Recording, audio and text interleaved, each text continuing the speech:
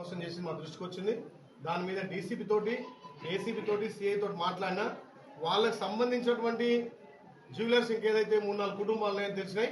వాళ్ళ షాపులను కూడా తాళాలు వేసి ఆ తాళాలు కూడా పోలీసు వాళ్ళ దగ్గర పెట్టినాం. వాటిని పట్టుకొచ్చేంత వరకు ఈ 4 కూడా బాధ్యతగా, ఎందుకంటే మీ అంతా ఒకటే రాజస్థాన్ సంబంధించినటువంటి వాళ్ళు కాబట్టి వాళ్ళు తీసుకొచ్చినటువంటి వ్యక్తిగా అతను కాబట్టి ఈ 4 మేము అదుపులోకి తీసుకొని వాళ్ళ షాపులకు తాళాలు వేసి అతన్ని పట్టుకొచ్చే ప్లాన్ చేస్తున్నాం. బాధితులకు కూడా మేము మనోధైర్యం కల్పిస్తున్నాం. వారంలో తప్పకుండా ఒక స్పెషల్ టీమే దీనికి అరేంజ్ చేసి అవసరమైతే రాజస్థాన్కి పోయి వాళ్ళని పట్టుకొస్తాం.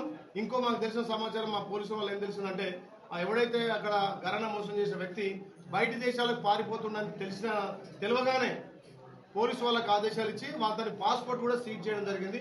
ఎక్కడ కూడా ఇక్కడ మన రాష్ట్రాలు భారతదేశం విడిచి పోకుండా అతని పాస్పోర్ట్ ను సీజ్ చేయడం జరిగింది. ఎక్కడ పోవడం వారం 10 రోజుల్లో తప్పకుండా పట్టుకొచ్చి